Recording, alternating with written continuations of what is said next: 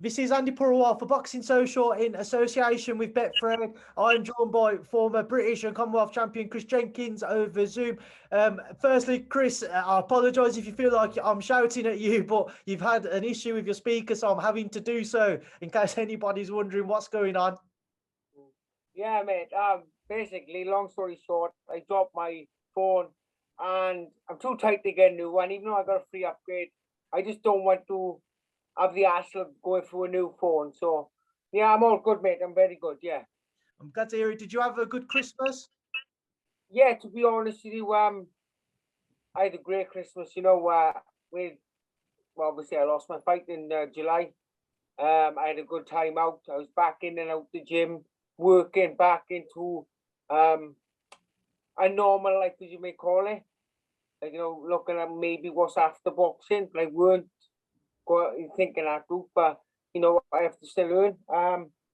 And yeah, my kids had a great Christmas, the three of them, and it's nice. Just got to have no snow. Yeah, that's the one thing that Christmas seemed to be missing, mate. But a late Christmas present for yourself. Your fight with Julius Indongo has been announced for Feb 5th on the Eubank Jr-Williams undercard. Chris, how long have you been talking about this fight and negotiating it? There was rumours. Obviously my contract ran out with Frank. It won't be renewed. And there was rumours of a show happening in Cardiff. And there was a chance of me getting on there. And then obviously just went quiet then because of this lockdown we had in Wales. But I'm always in the gym and I'm always fit. And I think we've had, I got told today it was officially on. And I'm just happy to be back in the ring because when I've been boxing for 21 years, I think it's hard to step away from it, kind of thing, So I'm always going to be in the gym, always training, and it's a good fight for myself. On the back of the Essuman loss, Chris, did kind of retirement ever come across your mind? No, one bit. No. Obviously after the fight, I spoke to Gary. I said, "Oh, that's me done," the kind of thing, And he goes, "No way." He said, "You broke your ribs in the second round, and you still boxed on 6 more rounds, and you could have easily won half of them, because you'd never broken ribs, and I done what I did." And I sat back, I spoke to my wife, and very, very close friends, and they said, "Whoa, whoa, whoa, you're not thinking about retiring?" I said, "No, not really. No, what do you think?" And everyone's agreed. There's still plenty of life left in me yet. Julius Indongo, granted, he's not what he used to be, but he's still a good name to potentially have on your CV if you're successful. How did this opportunity come about? A great coach in Gary Lockett with contacts and a good manager with Mark Pryor, really. I just do the training work, and the Gary and Mo's the ones that's on the phone, and the work for Gary. Now I don't think I would be fighting on this card. As I said, he's a good name to have, Chris. What of him have you seen from his recent fights, though? What do you expect him to still bring into a bout with yourself on February 5th?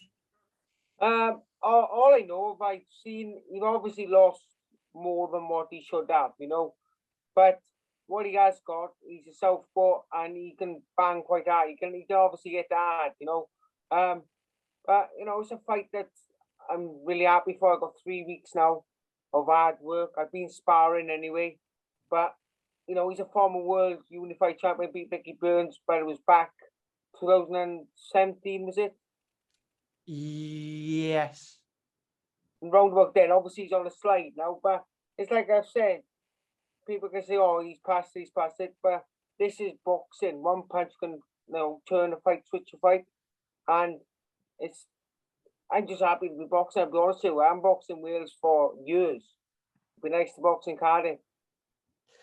Ricky, just on the losses front with Julius, even though he's started to have more over the last couple of years, he's still only lost to very credible names. Obviously, Terence Crawford, Regis Prograis, Daniel Lusinov's a very talented fighter, and Hassan Maquinho is the one which people could argue against, but everybody will remember Maquinho came to Birmingham and stopped Sam Eggington. So it's still only reputable names effectively that he has lost to. And that is it, you know. And he's beating these lads. I think he beat a guy who had 4 or 5 fights, 1 fight, something like that, you know. So I just got to make sure that my mind's on the job. He's been in the game for donkey's years, and he's very experienced. And I've just got to make sure I stick to my plan, and you know, just make sure I win. I mean, Chris, I was about to ask you, what do you feel you have to do in this fight to be successful? I got a game plan that me and my team are doing. I've obviously seen a little bit of him in his recent fights. I think he's slowed down a lot. I think I got better footwork than him. So he's got to be careful because he kind of wings his shots in. Just box smart. I just keep it focused for I think it's only an 8-pounder, I think, as well.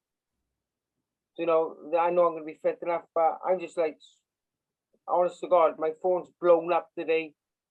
And it's crazy. It's nice to have people saying, "Oh God, good luck, Chris. Good luck, Chris," and it's nice, you know. Chris, have you gone into this fight thinking it's last chance saloon, it's your last roll of a dice, or do you think differently? No, man, I don't think. I never think. Never put a negative into anything. I always think positive. You know, if something. No, I'm not even going to say the words, but you know, if something happens, it will happen. But I'm confident in my ability. I'm confident in the team around me, and I'm confident I can do that. I'll do the job on February the 5th. You're successful on February 5th, Chris. Where does it leave you then when you look at the welterweight scene? Do you think it would put you back into contention over a potential Essuman rematch? Or, you know, you look at the other guys in the division who you've spoken about previously. Does it open doors to them, or do you still need a couple of wins to put yourself back in the frame? You could say it will put me back in, or you could say it won't. He's a former world champion. I've beaten him. That puts me back up there. But then, on the other hand, he ain't as good as he was back 3, 4, 5 years ago. But then, you look at that, you look at Conor Benn's recent fights. He's beaten his former world champions at the time, man. You know, but they're not saying this kind of. Then you got Mickelson now, who's fighting for Michael Mickelson's fighting soon. Yeah, Virgil Ortiz on March 19th. And he's a live opponent. He's not somebody who's been sliding. You know what I mean? So, you know, people can have an opinion. Like I've always said, opinions are like assholes. Everyone's got one. And, you know, I don't care. As long as it's all about me earning and trying to get back up where I belong and providing for myself and my family. Chris, do you want to check how are the ribs? Great, man. They're all good. They're all good. They are all healed. I was a little scared when you started tapping them, because I remember we did an interview after the Essuman fight and you was in quite some pain. Oh, man, they're all right. You know, I've been back sparring. I've been sparring with Ben Crock in the gym with me. Little week said, well, you know, we've been working on big Kieran Jones, another pro, you know, big boys. You know, we've been working the body. There's no injuries there at all. You know, just got to make sure I keep my elbows in more.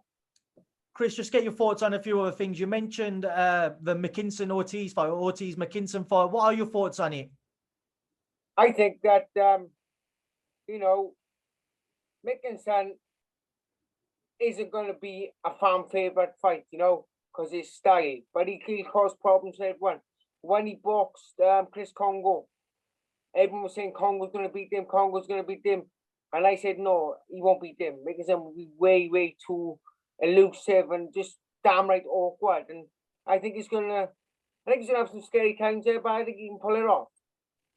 You mentioned Conor Benn as well. Eddie Hearns had named a bit of I don't know whether hit list is the right word, but a list of potential opponents being Adrian Broner, Maurice Hooker, or Robert Guerrero for his next fight. What would be your thoughts if Conor fought any of those three?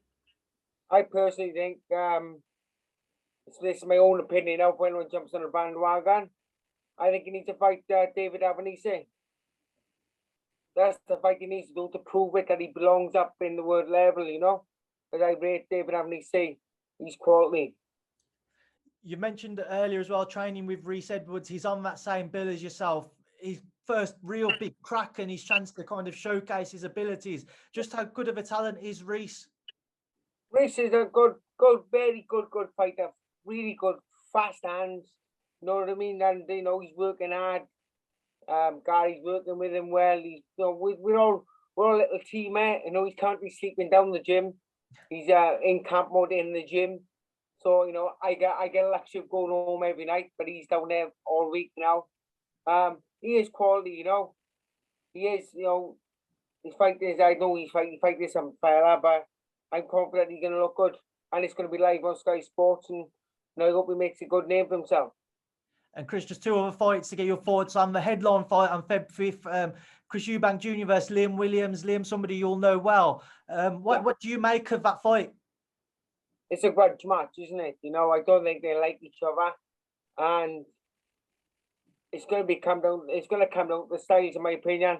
I think with Liam switching gyms, will he work in his advantage? I think he will, because Liam's a very good boxer. You know, his last two fights, you've seen him winning as having a war. But I think, you know, I think he'll just outbox Eubank. But Eubank's very dangerous, isn't he? And, you know, especially in that the close distance throwing and big ups, you know. So it's a very interesting fight.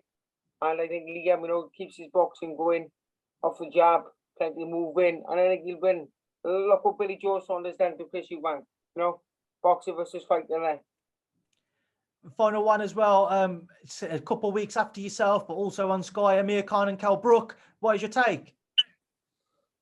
It's 5 years, 10 years too late, but I'll watch it.